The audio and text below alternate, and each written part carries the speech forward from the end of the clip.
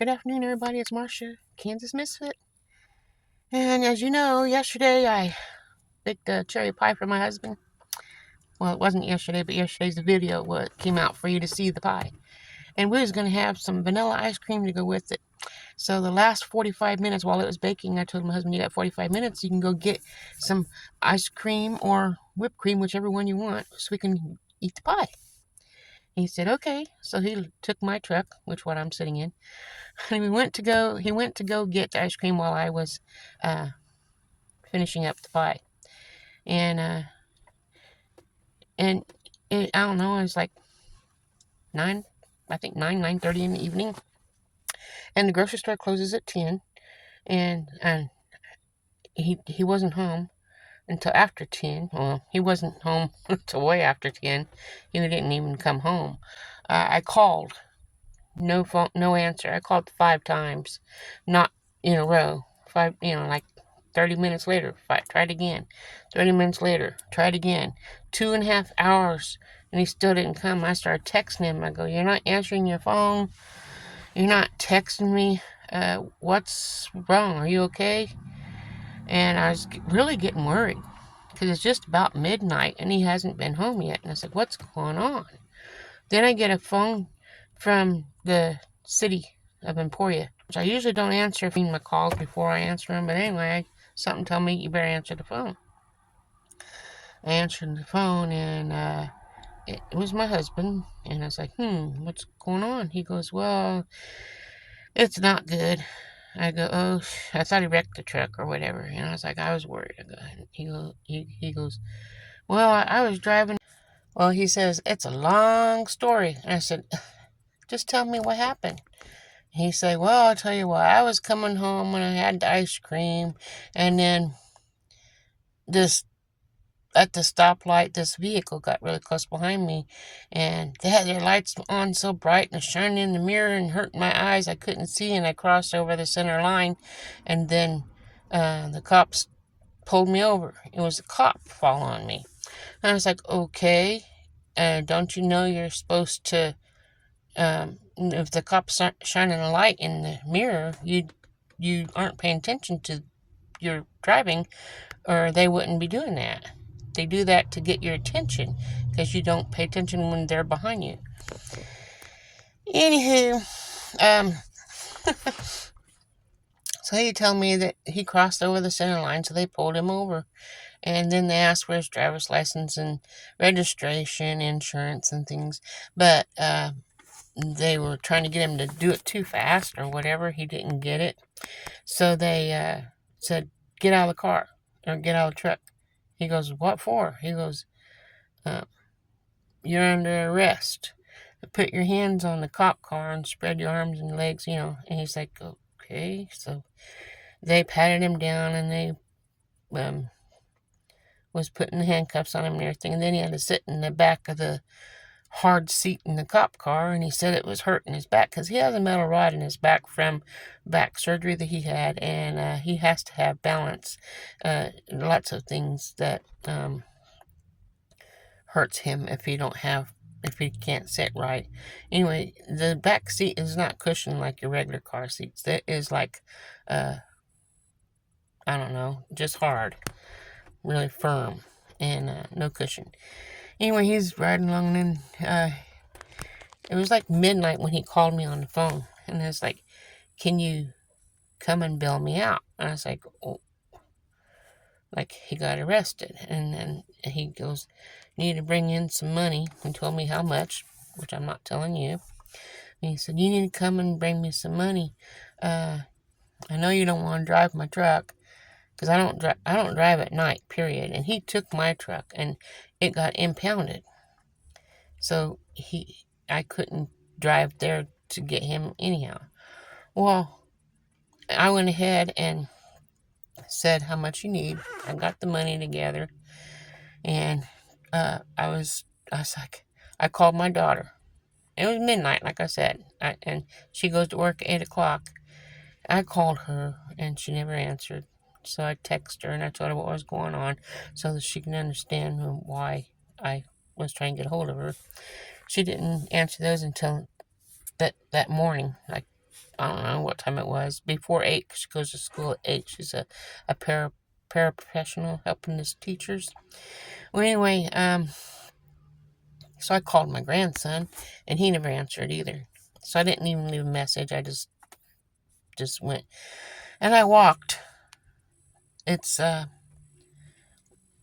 about 5 miles, but I walked 9 miles in between midnight, and we didn't get home after we got him bailed out. Didn't get home until about 5:30 in the morning. That's how long the walk was. Well, going there, I was at a pretty good pace, and I walked pretty good. And except when I was going up the hill, it took a little bit to get up the hill, and I was hyperventilating. So I had to breathe in through and try to breathe slow and deep breaths, so I could calm my heart rate down, so I could be able to keep walking, because I couldn't afford to stop. And it was dark. I had little bitty flashlights, maybe 4 inches long, that I used on the end of my eggs to see if they're fertile or not before I put them in the incubator. Well, that's a flashlight I held with me. So in the dark areas where I couldn't see, because if I fall, I'm done. And it's pitch black out there, and I'm on the highway walking, and only 2 vehicles drove by, but I had the flashlight and I was using it, and I walked by the white line on the side of the road, and that's where I kept the flashlight on the white line, so I could see what was in the way. And it has a good view. If you push out in front, you can see pretty good. But I didn't want to blind anybody, and I didn't want to draw too much attention to me with the bright lights. So I just kept it down towards the ground where my feet were at to protect where I'm walking. And if I heard something I didn't like or that scared me, I can bring it up and take time to look around and protect myself. Well, uh, I went ahead and bailed my husband out. On the way home, we walked. And I had to stop. I had to stop because I could barely walk. I had to stop and take a break. So we stopped at the store and sat in the bleachers outside and visited a little bit. And I told him, what happens to me happens to you too. We're married. We're a couple. So what happens to me revolves you. What happens to you revolves me. And I had to walk all the way up here to bail you out of jail. So now, since his license was suspended, he can't drive. Now he's at work. I had to drive him to work so he could work. I'm gonna be doing that all week. And he says I'm a witch with a bee. And I said, I'm going to be all week too. Well, like I said, what happens to you revolves around me. And it interferes with me as well. And until he gets his license reinstated, which they said 7 to 10 days, he's going to be under me driving him wherever he needs to go, which is not easy on me as well. So until he gets his license reinstated, it's a new lifestyle for both of us, which is going to interfere with some things, but might even help us grow closer together at the same time. And he can learn to control his mood swings that he has when things don't go right, and me as well, because things aren't going the way I want them either. So I just wanted to share that with you. We had to get my vehicle, my truck, out of the impound, which cost more money. But I could barely walk. I had to use a walker in my house to walk.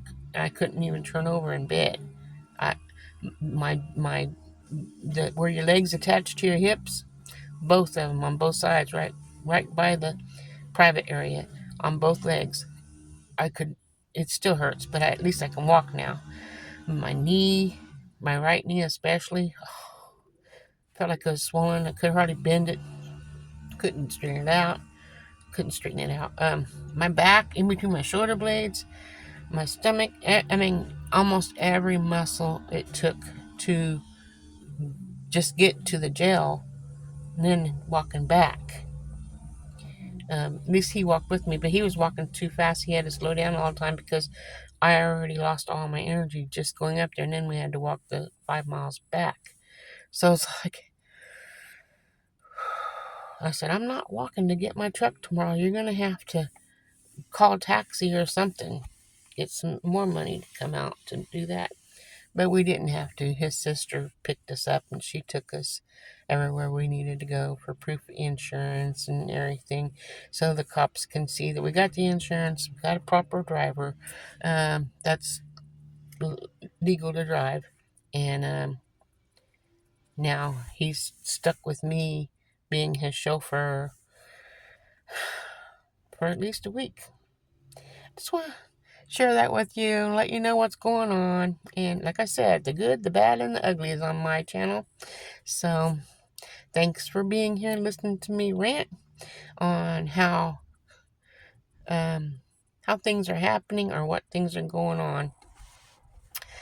And I told my husband, since he has lawn care, I'm going to take his phone and start making videos of him while he's doing his lawn care everywhere he goes during this week or however long it takes to get his license back instated in so he could be free to go on his own 2 wheels, 4 wheels, his own self. But then I'm gonna get his. He has a YouTube channel called Donnie Dugot Strikes Again. If you want to check it out, tell him Marsha from Kansas Misfit sent you there, and that'll help him get some more views. He had that. We started that video that channel back in 2022, and he broke his back in 2022, and that was the last video I made on his channel when he broke his back. The video that I was making, I still haven't been. It was very hard for me to edit it because I knew what was going to happen at the end of the video. So I can't watch it because I'd start crying too much. But I'm going to start his channel back up, at least for this week, and then we'll start doing 1 video a week. I'm only going to do 1 video a week for his channel, but I'm going to be doing a video every day that he can't drive and just saving those videos to put on his channel once a week. So that way he'll be ahead on his channel, and then when he gets his license back, we can still do 1 week, but it'll be 1 a week instead of every single day waiting for him to get his license back. So I got a lot on my plate. So I hope you guys enjoy my channel. If you do, if you like this kind of stuff and you keep coming back and you haven't subscribed yet, please subscribe. It helps my channel grow. I'm trying to get to 1,000 subscribers so I can get monetized. And this is fun. I really enjoy YouTube, and I like sharing my life, the good, the bad, and the ugly. I don't know which one has more in it. A little bit of good, a little bit of bad, and a little bit of ugly. But yeah, that's okay. That's life. And that's what we do, is live our life, right? Anyway, thank God for loving me. And thank God for loving you. I thank God for loving my husband and keeping him in control so he don't get overwhelmed, because he can get overwhelmed. And so I hope you have a wonderful day. Remember, God loves you, and so do I.